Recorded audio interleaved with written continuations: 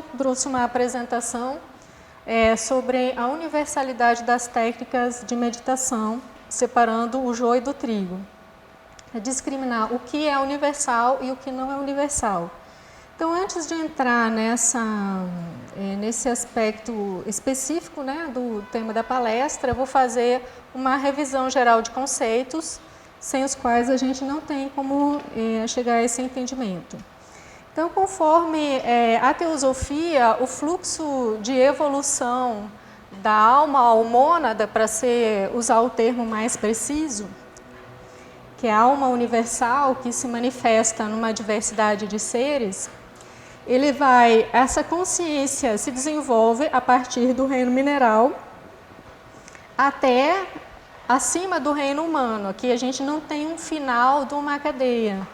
A gente tem aqui apenas essas etapas do mineral, a alma sai do mineral, passa para o reino vegetal, passa para o reino animal, passa para o reino humano, que é onde nós estamos, e aí depois tem uma série de possibilidades além do humano. E aqui eu coloquei como ícone um yogi, né, um hindu, mas poderia ser um santo qualquer, uma pessoa que transcendeu essa condição humana comum na qual nós vivemos. E aí qual é a diferença de constituição desses seres aqui? Então eu trouxe um esquema da teosofia que fala da estrutura setenária do ser humano. Na verdade, todos esses princípios se encontram mais ou menos latentes em todos os reinos. E o que nos diferencia do animal, que o ponto que a gente está tratando aqui é humano, é essa presença da mente, que todos nós sabemos que nós temos uma mente diferente do reino animal, que tem uma mente rudimentar ou instintiva, mas não tem uma mente intelectiva. Então, o ser humano ele é constituído, tem uma estrutura de um quaternário inferior, que nas tradições nós identificamos como o animal quaternário, o cordeiro a ser imolado, que são esses 4 aspectos aqui: o corpo físico, que nós sabemos o que é, duplo etérico, que seria um duplo de matéria etérica do corpo físico, aquele fantasminha que se vê nos filmes, nos desenhos animados. O prana, que é a energia vital, que é assimilada por esse corpo através do duplo etérico. O kama rupa, que seria o corpo dos desejos. E esse kama rupa também nós temos no reino animal. O animal também tem os seus desejos, mas ele tem uma forma instintiva animal. E nós temos a tríade superior, que seria o homem espiritual, que a gente identifica três aspectos, que são Atma, Buddhi e Manas. E no ser humano, então, esse Manas, ou essa mente, está sendo desenvolvida. Então, a gente poderia dizer que nós entramos nessa existência humana com essa mente pouco desenvolvida, nós saímos do reino animal, entramos com a mente rudimentar. Ao longo de várias encarnações, a gente vai desenvolvendo essa mente, e a condição de sair desse reino humano e entrar no supra-humano é o desenvolvimento máximo dessa mente, e o despertar da consciência nos princípios superiores, desses 3 princípios aqui que eu acabei de mostrar. O ser humano tem essa tarefa de desenvolver esse manas e unificar com esses princípios espirituais, que é Atma e Buddhi. E essa tríade superior, então, com essa inteligência, ela tem que reinar sobre esse quaternário inferior. E essa metáfora nós vemos naquelas fotos, uma metáfora que se vê na imolação do cordeiro, ou naquelas fotos dos yogis que estão sentados em cima de uma pele de tigre, uma pele de animal, e isso simboliza que ele já dominou esse quaternário inferior, como esse ser aqui. Para ilustrar essa ideia de que o animal não tem mente, ele tem assim uma inteligência rudimentar, vocês veem que o animal ele se coloca em problemas, O homem se coloca em problemas, mas a forma de se colocar em problemas do homem é muito mais sofisticada do que o animal. O animal não tem crises existenciais, ele não se envolve em grandes conflitos, ele não vai ser um réu de um processo criminal, ele não vai ser um devedor do Serasa, ele não tem problemas e dilemas. No máximo, ele pode ter um sofrimento físico, né? E você vê assim, um animal, pela sua inconsciência, ele se mete num problema físico, né? Só que ele não tem a inteligência necessária para sair dessa enrascada que ele se enfiou. Se não é a ajuda do corpo de bombeiros, ele vai ficar aqui e vai morrer aqui, nesse cachorrinho. Agora, como é que acontece com o homem? O homem tem inteligência, mas como a inteligência dele, nesse início de evolução, ela ainda é rudimentar, a consciência é pouco desenvolvida, ele é, assim como o animal, ele se coloca inconscientemente em problemas, em enrascadas, só que para sair dessa situação problemática, ele é obrigado a desenvolver essa mente. Então, assim, o Jung, né, o psicólogo, dizia que a natureza desenvolve o homem até um determinado momento e até daquele ponto em diante que a natureza deixa ele ali com uma certa consciência, ele tem que se virar. E esse tal do se virar de atrás, que é o que todo mundo está fazendo aqui, se chama o processo de individuação. Que na verdade é quando o homem se encontra nesse labirinto, né, ele sem perceber se colocou, né, no meio de vários problemas e conflitos, e para sair desse labirinto, aí ele começa a se questionar quem é ele, né, o que ele está fazendo ali e como é que ele se colocou, como é que ele entrou nesses conflitos. Então essa é a jornada da individuação. E ele só vai sair desse labirinto da existência humana aprendendo e desenvolvendo a sua inteligência. Então, quando você diz assim, olha para trás, para a sua vida no passado, puxa, eu perdi tanto tempo porque eu errei tanto, se eu soubesse, eu não teria feito isso, aquilo, aquele outro, não teria cometido tantos erros e teria dado uma direção diferente para a minha vida. Então, na verdade, se você chegou a essa conclusão, você está dentro do processo evolutivo normal, né? Porque a função da existência da encarnação é esse aprendizado. O problema é quando a pessoa olha para trás e não consegue reconhecer nada que errou, significa que ela nada aprendeu naquele tempo, né? Ou ela é um santo já perfeito, já não é mais humano, é um semideus, né? Ou então ela está marcando passo. Então, esse homem ele só vai sair desse labirinto da existência humana no momento em que ele descobrir quem ele é, né? E nesse momento ele já deixa de ser simplesmente um homem, ele passa a ser divino, porque aí ele descobre que ele é divino. Então, nós voltamos para os fundamentos da teosofia, que fala sobre o eu, a realidade do eu. Quem é o eu? Aí nós temos esse conceito de Atma, ou o espírito, aquele da tríade superior, aquela pontinha do triângulo. Atma, que é aquela centelha espiritual que anima aquele ser humano. E nós temos Brahman, que seria o coletivo desse Atma. Isso é só uma forma simplificada que eu estou colocando aqui, mas nós podemos desdobrar esse assunto, né, aprofundar e encontrar diversos nomes para essas coisas que eu estou colocando aqui. Mas eu estou simplesmente querendo colocar que, na verdade, existe uma vida universal, o espírito, né, que anima todas as coisas, inclusive o indivíduo, o ser humano.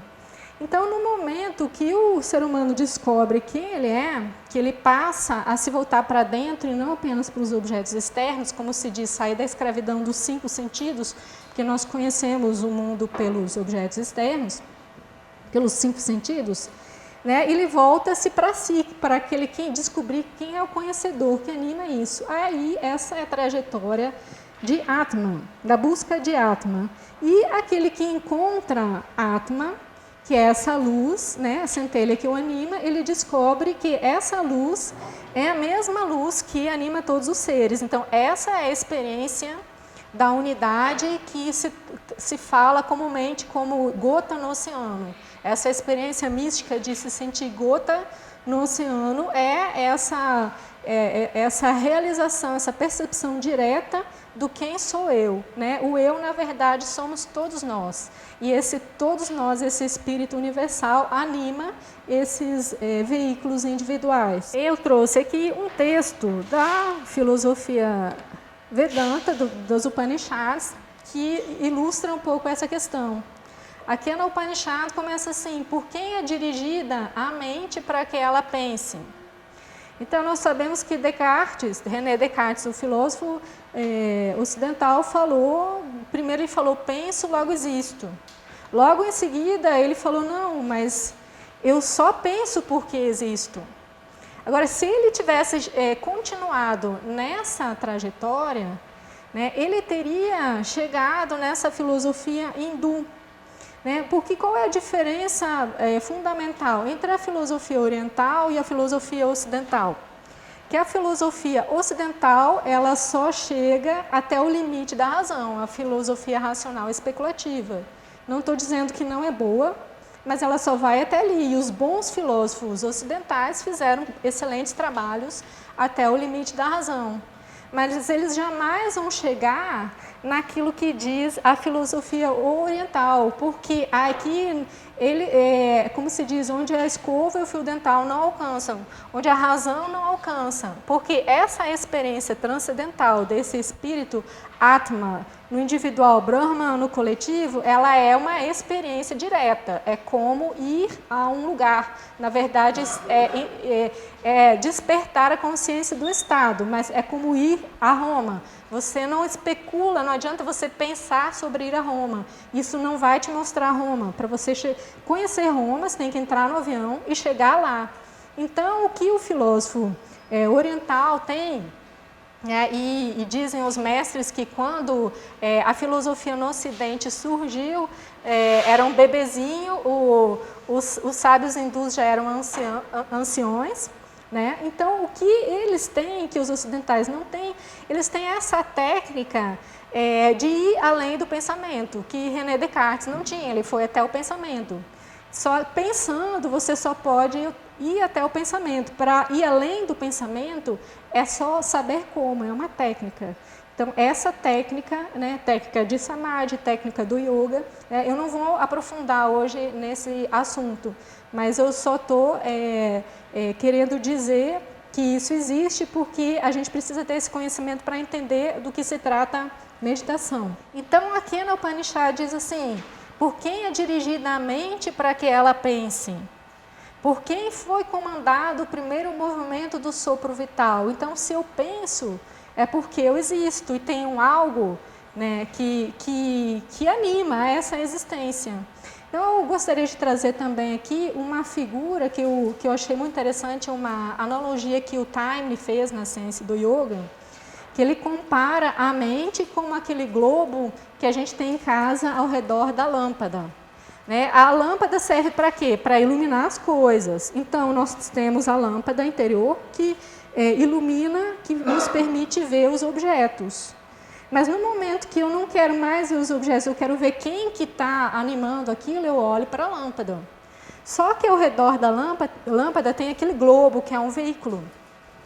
Né? E para conhecer, na verdade, aquele que dirige a mente para que ela pense, eu tenho que ver aquilo que está atrás daquele globo. Eu tenho que ir além da mente. Então, esse é o significado dessa frase daqui no Upanishad. Por quem são impelidas essas palavras faladas? Que ser radiante está por trás do olho e da orelha? O eu é a audição do ouvido, orelha, o pensamento da mente, a voz da fala, a vida da respiração, a visão do olho. Ao abandonarem a falsa identificação do eu com os sentidos, ao deixarem esse mundo, os sábios conhecem a imortalidade. Então, aqui vocês veem que ele usa a palavra eu, né? Mas na verdade é sinônimo de Atma, esse eu, Atma, né, o Esse, o Brahma, essa vida universal. Então, esse conhecimento de Deus, na verdade, que ele traz aqui, de Brahma, é o conhecimento do eu, o autoconhecimento. É esse eu que move essa mente. Então, o eu, a esse self, o olho não vai, nem a fala, nem a mente. Nós não conhecemos, nós não podemos ensiná-lo, ou seja, nós não podemos chegar até isso com a mente, nem com os olhos, nem com os 5 sentidos. É só através da experiência direta, né, do estado de consciência além da mente.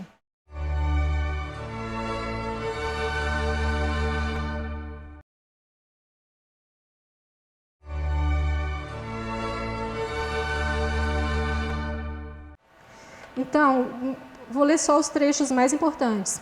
Aquele que não é expressado através da fala, mas é por ele que a fala é expressada, saiba que é Brahman. Deus não é o ser que é adorado pelos homens. E aí ele vai repetir essa frase várias vezes. Deus não é o ser que é adorado pelos homens. Ele está dizendo que Deus não é uma coisa externa, não é um objeto, não é um ídolo, não é nem mesmo um ser, um ente fora. Deus é o sujeito universal de todas as coisas. Isso que ele repete aqui, aquilo que não é pensado pela mente, mas por qual a mente pensa, saiba que é Brahman. Aquilo que não é visto pelo olho, mas por qual o olho vê, saiba que é Brahman. Aquilo que não é ouvido pelo ouvido, mas pelo qual o ouvido ouve, saiba que é Brahman.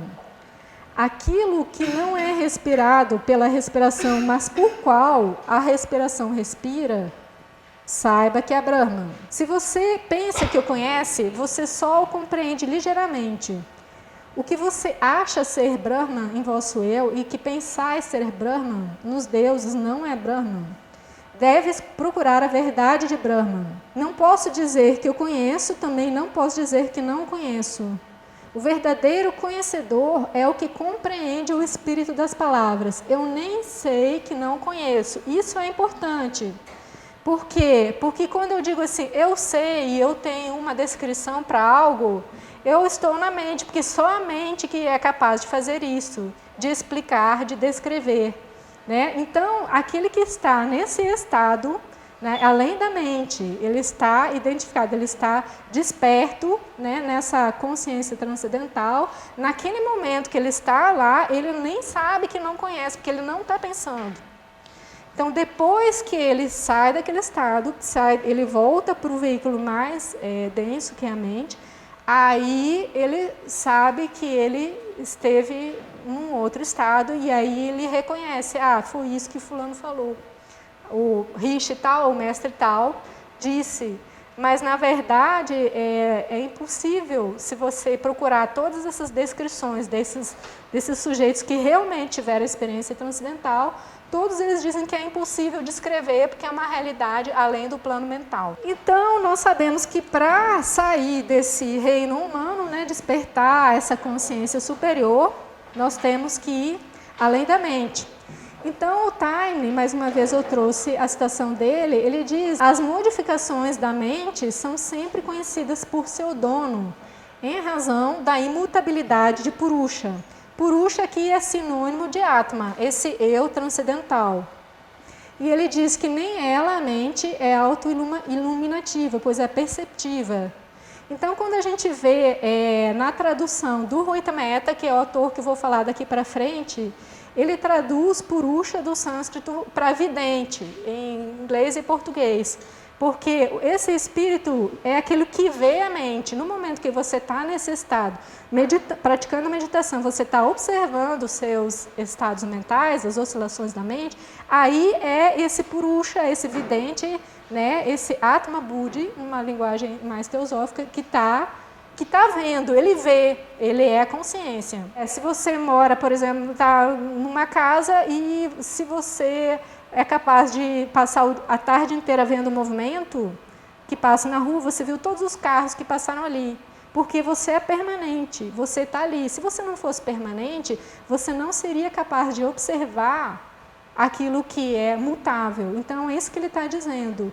O espírito que é imutável, que é essa consciência, quando observa toda essa mutabilidade dos fenômenos mentais, é porque ele é permanente. A mente é que é instável. E é através da mente que a gente conhece. Porque o animal não tem mente, ele não pode chegar a esse estado transcendental. Nós precisamos dessa mente para conhecer esse espírito. Por quê? Entende? Então, aqui eu trouxe um pouco dessa investigação. Então, a Blavatsky fala em A Voz do Silêncio e que é muito mal interpretado, né?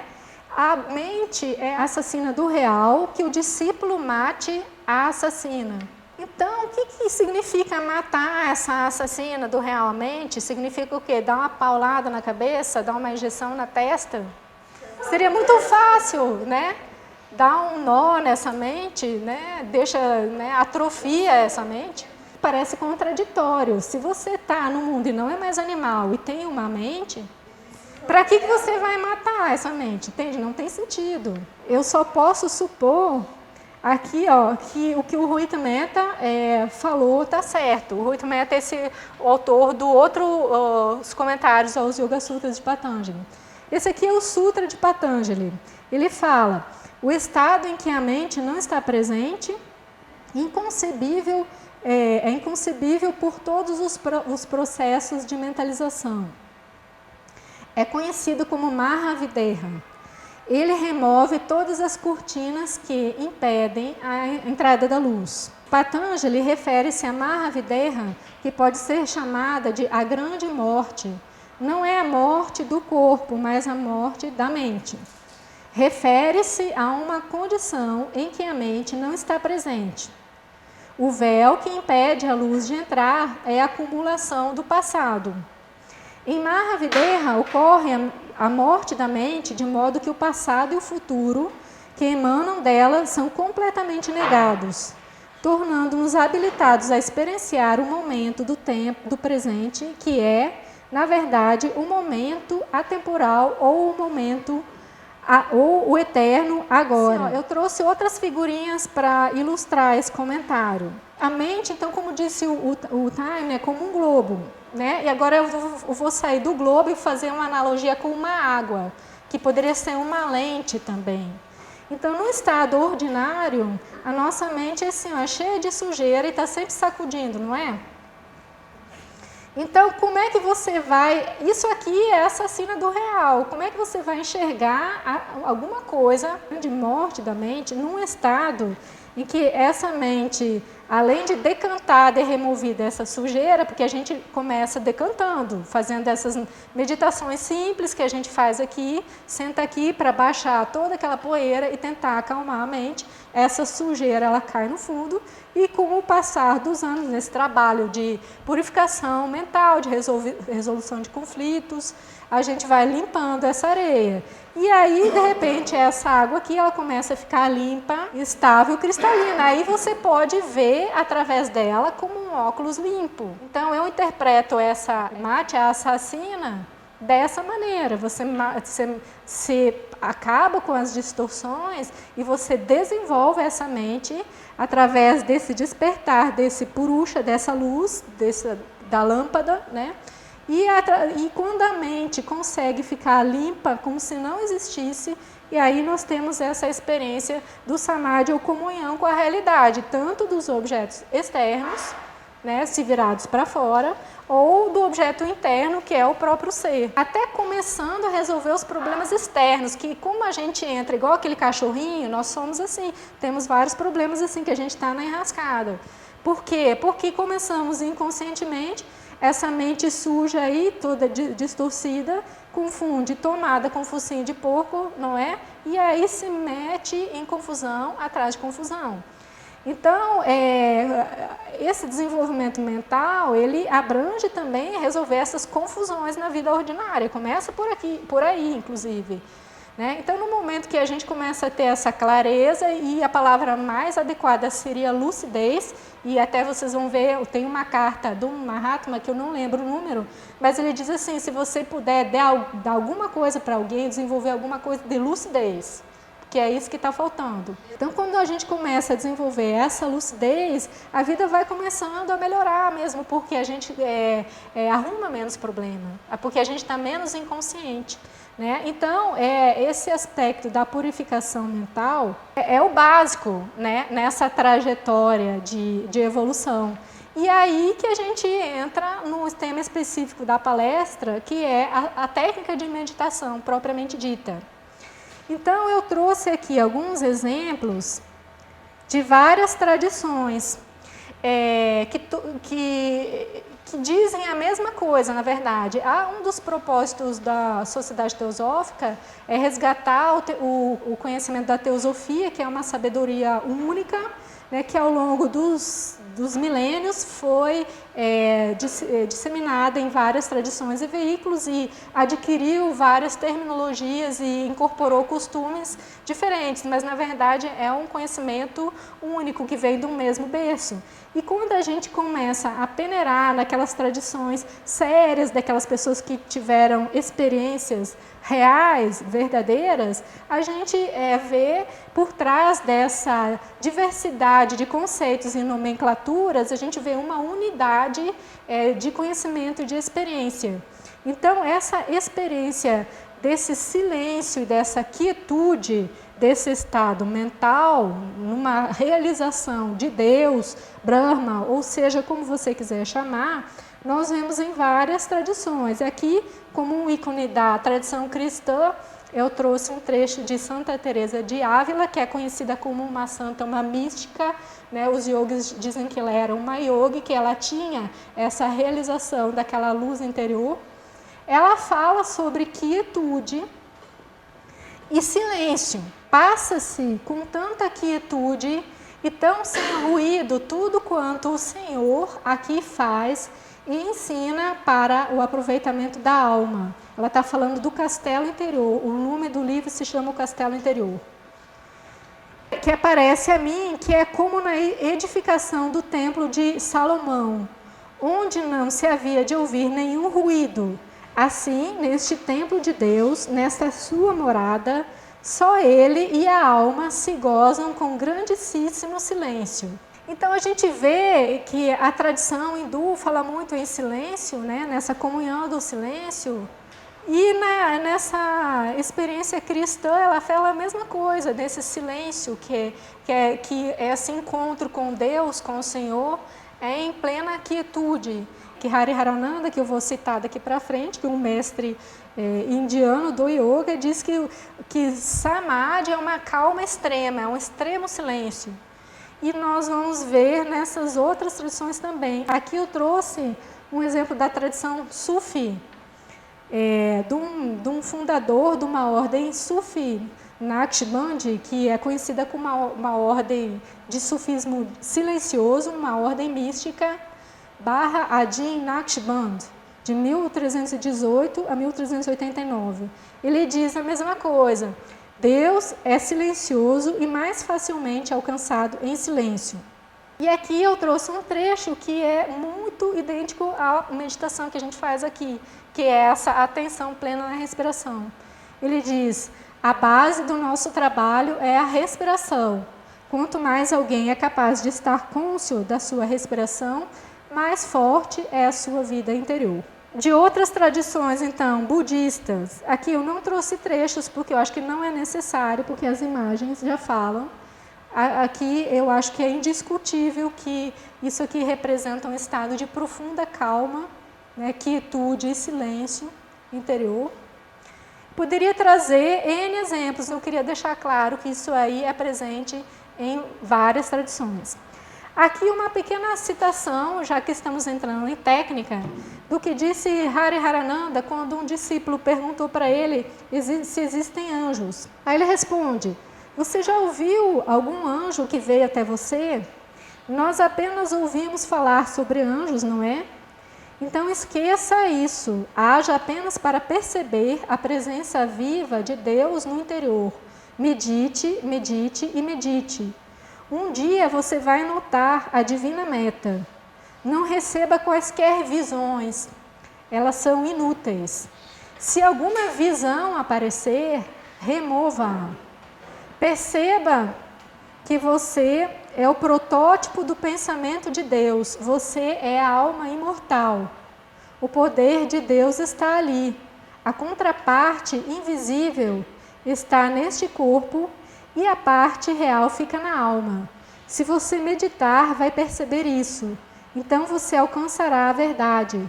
Você precisa disso. Toda religião quer calma. Toda religião quer que as pessoas percebam a divindade. Calma é divindade. Nós vamos para o templo e ali nós cantamos mantras. Nós levamos flores e ficamos emocionados. Emoção não é a realização de Deus. Quando a emoção termina, então a realização de Deus começa. Então prestem atenção, ele não está dizendo, e por favor não interpretem mal, ele não está dizendo que não é bom ir para o templo, que não é bom ir para a igreja, né, que não é que isso é uma coisa errada, ele não está fazendo nenhuma crítica, ele não está fazendo que não existem anjos, ele está apenas dizendo que se você quer ver Atma, ou aquela luz interior, aquela mente que é aquela água, ela tem que ficar completamente parada. Entende? A mente desliga, então não tem anjo, não tem portal de luz dourada, não tem imagem de santo, não tem nada. Existe completo silêncio e completa quietude, porque se esse estado de consciência Atma, que é além da mente, além da imagem, se é além da imagem, se tem uma imagem, você não está lá. Então, se você está produzindo imagens de anjos, de santos na meditação, você está cada vez mais longe de chegar a esse estado onde aquela água fica completamente parada e límpida. Não significa que ele está dizendo que não existem anjos e não significa que ele está criticando as pessoas que vão no templo, cantam e ficam emocionados. Ele só está dizendo que se você quer começar a perceber aquele silêncio interior, aí não existe movimento nem de emoção e nem de pensamento.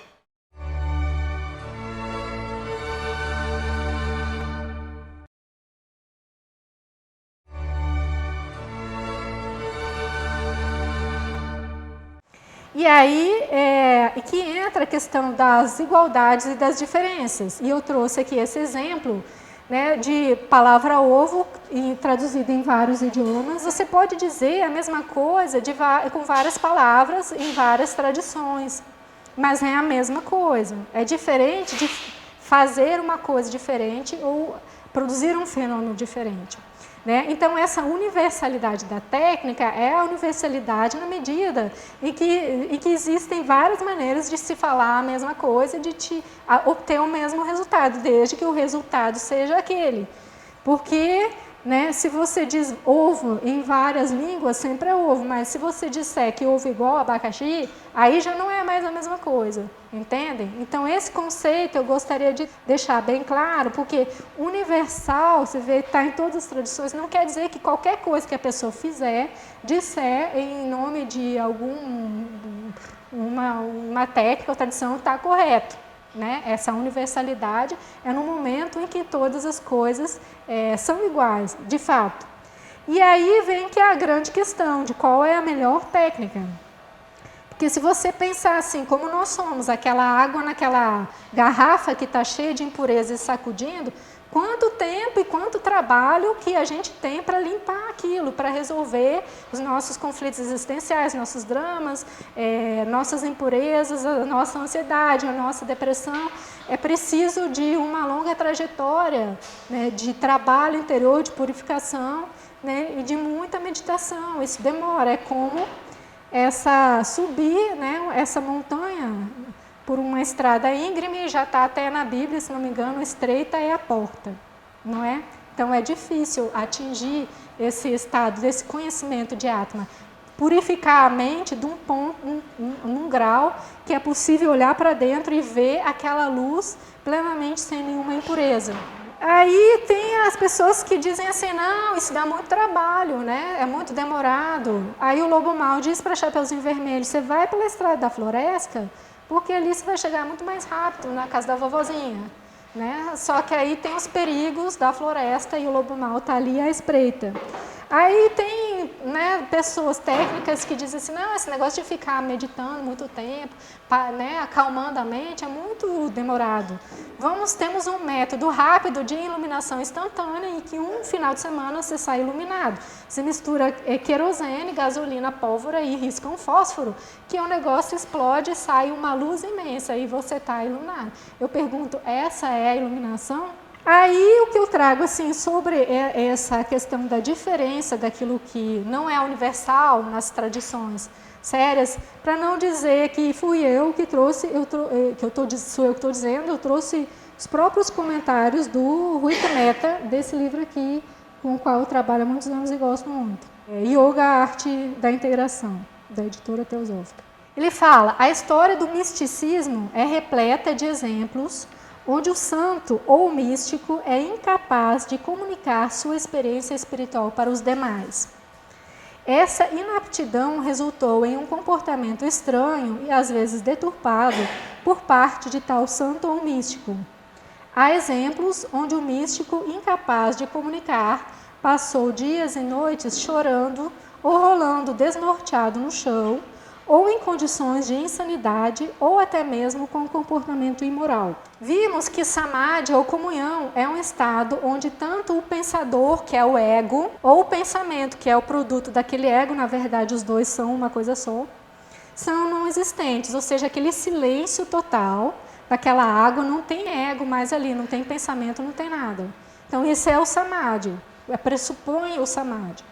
Em Dharana Dhyana Samadhi, há um profundo silêncio que desce sobre a consciência devido à eliminação do esforço e do que faz o esforço, ou seja, do ego. O cessar do esforço é o cessar do processo do pensamento, enquanto que a interrupção do que faz o esforço é o fim do pensador. Somente quando isso acontece é que ocorre a experiência da comunhão, onde apenas o objeto é visto. Essa é a experiência da reta percepção.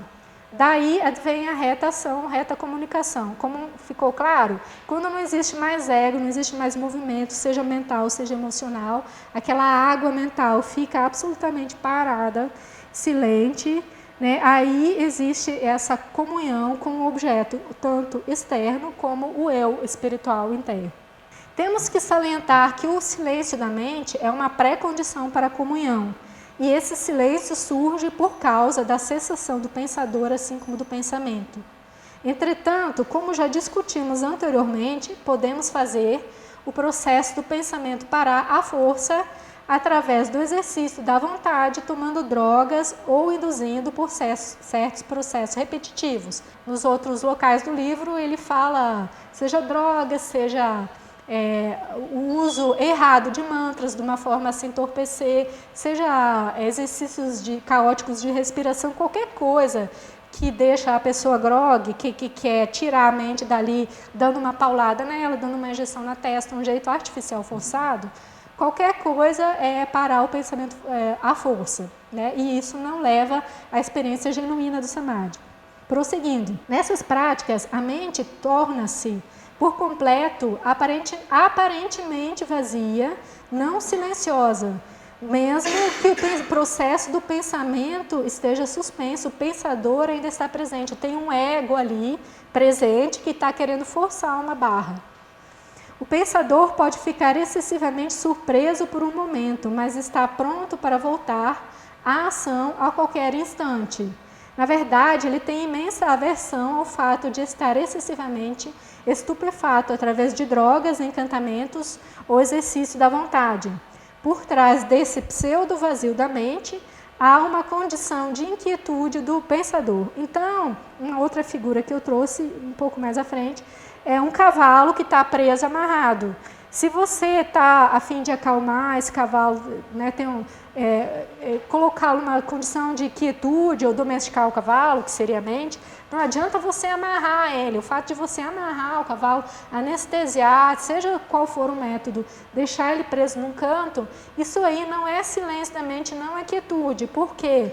Porque assim que o cavalo conseguir se desamarrar, passar o efeito de anestesia, ele vai sair que nem um louco disparando e dando pinote. E isso explica aquele comportamento do místico que ele falou nesse primeiro slide do texto, né, esse pensamento maluco, alucinado, pessoa que teve uma experiência, mas ficou alucinada. É porque ela teve uma experiência onde esse ego, esse pensamento ficou amarrado, forçado. Não vale como um processo natural, genuíno de silêncio da mente. É diferente de uma vontade que vem através de uma simples presença da consciência. Como ele diz, hoje eu não vou entrar no detalhe da técnica, mas quando ele fala de dhyana, ele diz assim, percebimento ininterrupto, que é aquela presença da observação, da plena atenção, que requer uma certa vontade, faz com que esse pensamento silencie.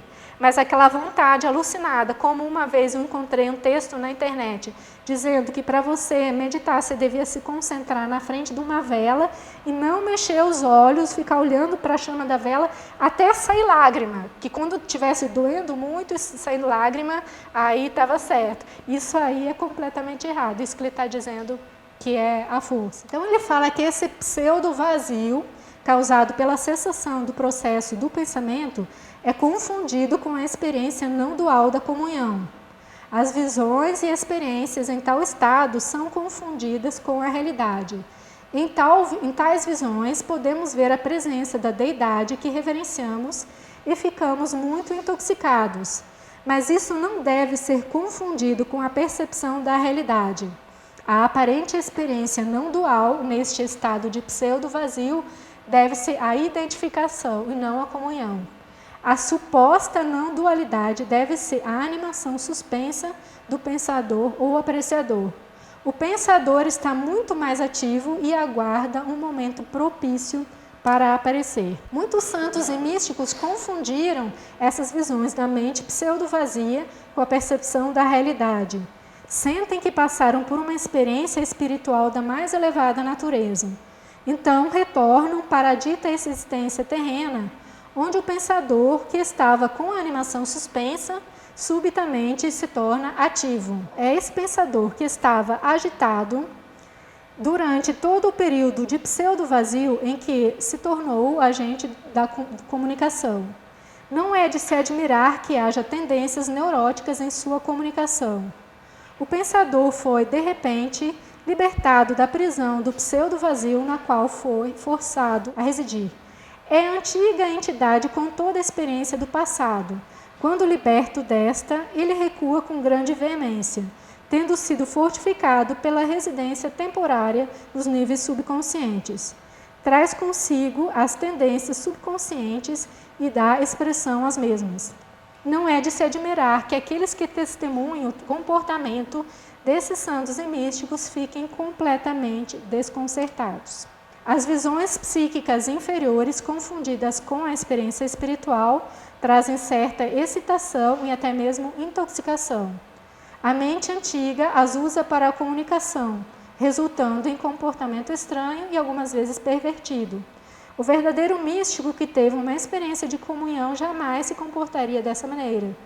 Realmente, o que vemos na vida desses supostos santos e místicos não é o resultado da comunhão, mas da mente forçada a ficar neste estado de pseudo-vazio. Aqui é o cavalo que está amarrado ali por um método aí qualquer, e assim que ele sair daquilo ali, ele vai sair dando pinote, e aí resulta nesses comportamentos malucos. Você jamais vê um comportamento desse, como ele diz, num yogi de verdade. Yogananda tinha uma permanente serenidade, lucidez e equilíbrio. Ele tinha a verdadeira experiência da comunhão e não um processo de alucinação. Então, mais um aspecto desse vazio mental é que o Patanjali diz que quando o estado da meditação é um fim em si mesmo e não um meio para a realização de outro fim, surge aquele percebimento puro e total no qual nasce Dharma Mega Samadhi, significando uma experiência espiritual comparável a uma nuvem de bênção. Então, o que ele diz aqui? Eu não vou ler o comentário, eu só vou repetir resumidamente. Ele diz que quando você está meditando para meditar e você não está olhando no relógio, que horas que vem o Samadhi, que horas que vem essa nuvem de bênção, aí você se desapega, entrega tudo, Aí, quando aquela água estiver parada, aí vem a nuvem de bênção. Porque esse cálice, que é a mente, ele se esvazia por completo do ego, não tem ninguém esperando nada. E as pessoas que têm experiências de iluminação dizem assim, a iluminação vem quando você menos espera. Isso é óbvio, porque enquanto você está esperando, ela não vem de jeito nenhum. Porque você está ali ansioso, esperando alguma coisa. Né? Então, isso o Patanjali falou. Quando você medita por meditar, sem ter expectativa, e aquele ego some por completo, aí você abre o campo para essa graça divina descer. Na verdade, nós que abrimos para essa graça que está sempre descendo. Nós precisamos esvaziar e purificar essa mente para criar esse espaço. Outro aspecto que o Patanjali traz como um grande obstáculo à iluminação são os poderes psíquicos, ou siddhis. Ele diz que os poderes psíquicos são um grande obstáculo quando a consciência não está misticamente orientada. Ele diz assim, que é perigoso brincar com siddhis, ou poderes psíquicos. Os siddhis, na verdade, vêm depois da iluminação no método natural. Agora, por que é perigoso? Porque enquanto aquela água já está cheia de sujeira, aquela água já está revolta, você vai botar mais uma coisa para criar mais uma confusão. Entende? Se você está esperando ter um Dharma Mega Samadhi, receber uma nuvem de bens, cuja condição é o esvaziamento do eu, do ego, e se você dá mais poder para esse ego se achar poderoso, eu faço milagre, imagina Jesus Cristo lá dirigindo um carrão, um Cadillac, né? E com um relógio Rolex, passa na rua e diz, oi gatinho, eu faço chover, hein? Ele pode fazer chover, mas ele não está afim de aumentar aquele ego, ele está afim de esvaziar do ego para entrar em comunhão com esse eu divino. Então, qualquer coisa que engrandeça o ego, a gente já tem uma responsabilidade kármica com os poderes que a gente tem, que é o poder da fala, o poder do pensamento, o poder da ação. Imagina se a gente tiver mais um poder, como se diz, extrasensorial, é mais uma confusão. Então, esses poderes psíquicos, antes da iluminação, eles são um grande obstáculo nesse caminho de purificação mental. Aqui, quando Jesus que era um iniciado, um yogi, um santo, um místico, um mestre, ele fazia milagres assim, quando ele estava em comunhão com essa tríade superior, o eu divino. Então ele fala, na verdade, que o Pai que está realizando sua obra. Ele diz, você não crê que eu estou no Pai e o Pai está em mim? As palavras que eu digo não são apenas minhas. Ao contrário, o Pai que vive em mim está realizando a sua obra. Então não tem ego ali. Tá? Ele está em comunhão com a divindade, com a tríade superior. Agora, quando ele está sendo testado enquanto ser humano, que ele ainda era ser humano, tá? Ele não realizava esses poderes. E aqui a prova é a tal o fato, naturalmente, ele foi tentado, mas não assim por um diabo, então é metáfora. Mas não sei até que ponto ele foi tentado, né, assim, de forma concreta. O diabo diz, se tu és o filho de Deus, diz a essa pedra que se transforma em pão. E ele não fez, né? Ele não fez porque ele não usava os siddhis, os poderes, como ser humano para se engrandecer e se sentir poderoso. Então, aqui para finalizar, quando a gente faz essa crítica aqui na sociedade teosófica, né, que alguns caminhos, né, tão equivocados, não, porque algumas ideias foram distorcidas ao longo da trajetória daquele ensinamento. Na verdade, não é para criticar ninguém e se sentir no poder, muito menos interferir na liberdade de ninguém, mas é só para divulgar, a intenção é divulgar esse ensinamento genuíno de quem chegou nesse estado de experiência real, né? E para saber se a gente quer chegar em algum lugar, a gente tem que saber onde a gente quer chegar e qual é o caminho para chegar lá e não se perder no caminho. Né? Senão a gente acaba sendo igual Alice no País das Maravilhas, que no decorrer da viagem ela estava perdida, ela encontra o gato aqui em cima da árvore, pergunta, pode me dizer por favor que caminho devo seguir para sair daqui? O gato diz, isso depende muito para onde você quer ir. Aí ela disse, eu não sei. Então o gato respondeu, sendo assim, qualquer caminho serve. Então quando a pessoa não sabe para onde vai, tanto faz, tudo está valendo, vai experimentar, né? Mas quando você já está a fim de economizar um tempo, você tem uma direção que é para algum lugar, é bom conhecer, né, o que te leva para onde. E aí, para encerrar, né, o que eu estou trazendo aqui, yoga, não como uma logomarca de yoga, uma propaganda da escola de yoga, porque existia, na verdade, a escola hinduísta de yoga, traduzida por qualquer palavra, de qualquer religião, mas desde que seja esse método genuíno, né, de união com esse eu interior. Como diz o Rito Metta, yoga significa união, por mais estranho que pareça, é uma união conosco mesmos, é uma reintegração de nós mesmos, com a reintegração com esse eu superior, esse verdadeiro eu, que é essa luz divina, né? Porque aí, para encerrar, eu trouxe uma situação do nosso querido poeta Mário Quintana, que eu gosto muito. Ele diz: a saudade que dói mais fundo e irremediavelmente é a saudade que temos de nós mesmos. Então, na verdade, que nos move, nos traz aqui essa busca, é uma saudade, alguma coisa que nos impele. E, na verdade, nós estamos buscando a nós mesmos, a nossa essência. Então, por aqui eu me despeço do telespectador da TV Supre. Muito obrigada e até a próxima.